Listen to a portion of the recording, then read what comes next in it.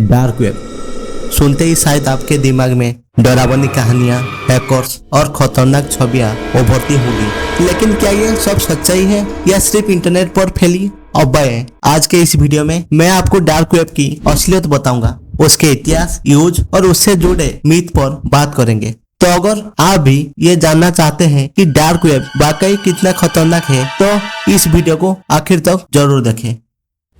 What is dark web?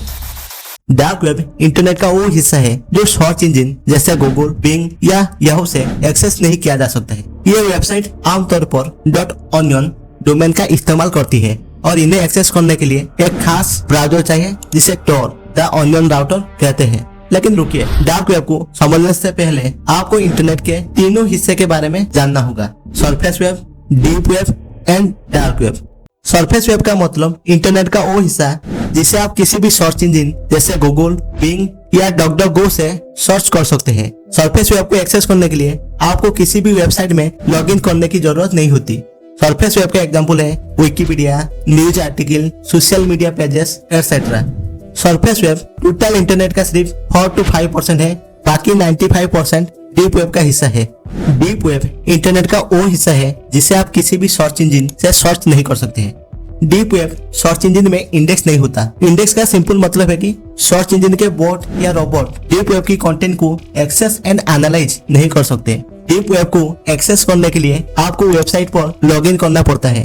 Deep web का example है Google drive, Gmail, organisation की database, social media account. अगर आप अभी भी कंफ्यूज है तो समझ लीजिए कि आपका इंस्टाग्राम का चार्ट गूगल सर्च में नहीं दिखेगा, लेकिन जब आप इंस्टाग्राम पर लॉगिन करोगे तब आप अपनी चार्ट देख सकते हैं। कोई ऐसी वेबसाइट भी है जो सरफेस वेब और डीप वेब दोनों से रिलेटेड होती है, जैसे फ्लिपकार्ट, अमेज़न, यूट्यूब। जब आप बिना लॉगिन किए फ्लिपकार्ट को यूज करते हैं तब आप सरफेस वेब को एक्सेस करते हैं, लेकिन जब आप फ्लिपकार्ट में लॉगिन करते हैं तब आप डीप वेब को एक्सेस करते हैं, जहां आप अपना अकाउंट डिटेल और ऑर्डर हिस्ट्री एटसेट्रा देख सकते हैं। आई होप ये आपको अभी समझ में आया। और बात करते हैं डार्क वेब की, जो टोटल इंटरनेट का 1% से भी कम है, लेकिन इसमें 2.5 लाख से ज्यादा वेबसाइट है। अगर आप कोई सुना है कि डार्क वेब इंटरनेट के 90 या 99% है, तो आप बिल्कुल गलत है। असल में डार्क वेब सिर्फ 0.01% ऑफ टोटल इंटरनेट है। And dark web and deep web दोनों डिफरेंट है। दोनों में कुछ सिमिलरिटी है, लेकिन ये दोनों अलग है। डार्क वेब को एक्सेस करने के लिए आपको स्पेशल टॉर ब्राउजर का इस्तेमाल करना पड़ता है। अगर आप सुने कि डार्क वेब को नॉर्मल ब्राउजर से एक्सेस नहीं कर सकते हैं, तो ये बात भी आधा सच है। आप नॉर्मल ब्राउजर से भी डार्क वेब को एक्सेस कर सकते हैं, लेकिन इसके लिए आपको एक गेटवे की जरूरत होगी। लेकिन ये मेथड एकदम सेफ नहीं है। History of dark web.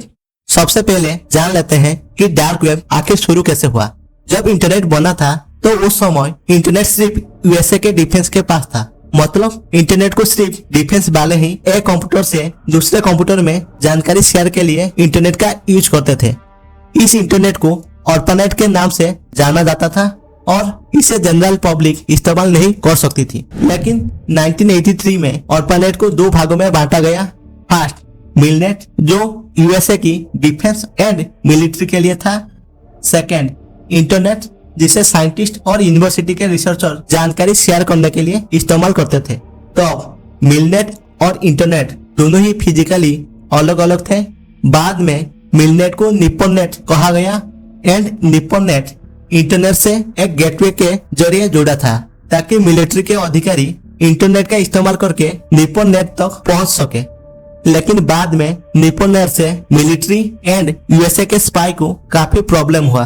उस प्रॉब्लम को सॉल्व करने के लिए 1995 में यूएसए की naval research lab and other scientist ने ऑनियन राउटिंग नाम से एक प्रोजेक्ट को शुरू किया, जिसका मेन गोल था कि ऐसा सिस्टम बनाना जिसे यूजर को ट्रैक किया नहीं जा सकता है। इसका परिणाम टॉर ब्राउजर के रूप में आया, जो डार्क वेब के शुरुआत का कारण बना। टॉर ब्राउजर अदर ब्राउजर जैसे क्रोम, फायरफॉक्स से अलग है। आपकी रिक्वेस्ट सीधे सर्वर तक नहीं जाती, बल्कि कोई सर्वर के माध्यम से पास होती है। इसे यूजर को ट्रैक करना लगभग इम्पॉसिबल हो जाता है। शुरुआत में टॉर ब्राउज़र का यूज सिर्फ यूएसए के पाई बिना ट्रैक हुए जानकारी को शेयर करने के लिए यूज करते थे, लेकिन बाद में जब लोगों को पता चलने लगा कि टॉर ब्राउज़र का इस्तेमाल करने वाला व्यक्ति जासूस होता है, तो यूएसए की सरकार ने 2002 में टॉर को पब्लिक के लिए अवेलेबल कर दिया। उसके बाद से टॉर ब्राउज़र काफी ज्यादा पॉपुलर हुआ। डार्क वेब पर काफी वेबसाइट बनने लगी। सबसे पहले ऑनियन साइट का नाम था द डस्ट। अलग अलग लोग अपनी जरूरत के हिसाब से डार्क वेब पर साइट बनानी शुरू की। कोई जानकारी शेयर करता था, तो कोई वीडियो और कोई इलीगल कंटेंट, तो कोई ड्रग्स बेचता था। 2009 में बिटकॉइन के आने के बाद डार्क वेब में बड़ा बदलाव आया। बिटकॉइन की खासियत ये थी कि उसके जरिए पेमेंट को ट्रैक नहीं किया जा सकता है, इसलिए डार्क वेब पर ट्रांजैक्शन के लिए लोग बिटकॉइन को यूज किए। 2011 में सिल्क रूट नाम से एक वेबसाइट लॉन्च हुआ, जिसे ऑल इन वन वेबसाइट माना गया। इस वेबसाइट पर ड्रग्स एंड अदर इलीगली चीजों की खरीद एंड बिक्री होती थी। इसकी पॉपुलैरिटी इतनी बढ़ गई कि 2013 में एफबीआई को इसमें इन्वॉल्वमेंट होना पड़ा और एफबीआई ने सिल्क रूट के ऑनर रॉस ऑल्ब्रिट को अरेस्ट कर लिया। तो अब इंडिया में ज्यादा लोग इंटरनेट को यूज नहीं करते थे, लेकिन जब 2016 में जियो लॉन्च हुआ तो काफी लोग YouTube and other social media को यूज करने लगे।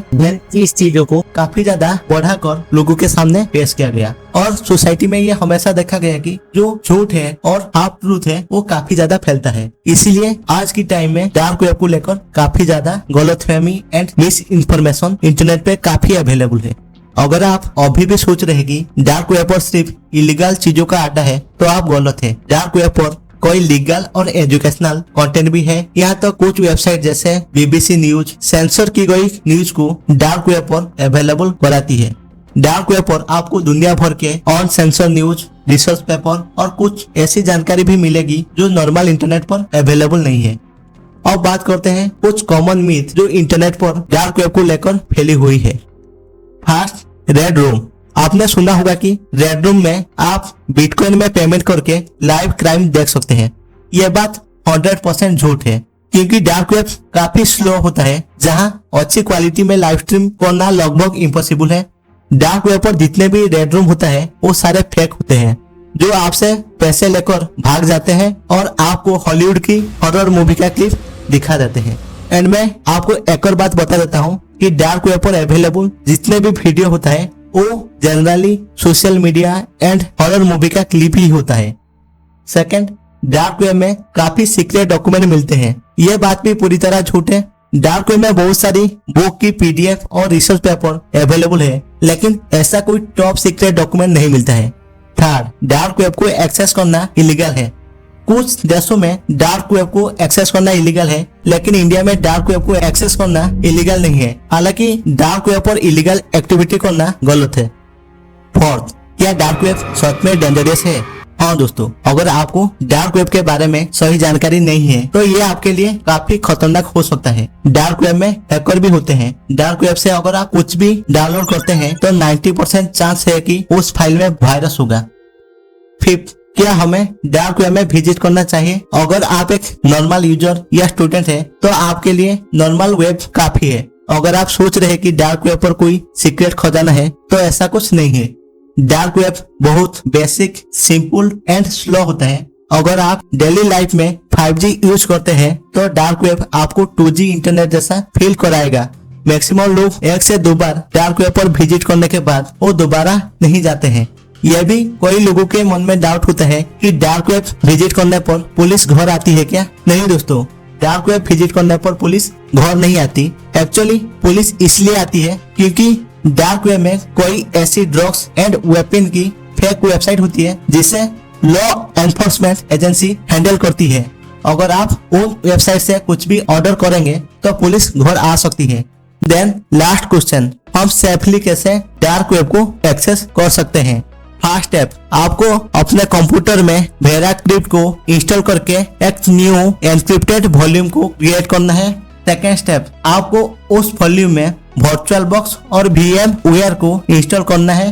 थर्ड, आपको वर्चुअल मशीन में एक लिनक्स बेस्ड ऑपरेटिंग सिस्टम जैसे कि उबुंटू और काली लिनक्स को इंस्टॉल करना है। फोर्थ, उसी लिनक्स OS में आपको टॉर ब्राउज़र को इंस्टॉल करना है। एंड लास्ट, आपको काफी सेफ्टी के साथ काफी चीजों को ध्यान रखते हुए डार्क वेब को एक्सेस करना है। इसका डिटेल पीडीएफ फाइल का लिंक आपको डिस्क्रिप्शन बॉक्स में मिल जाएगा।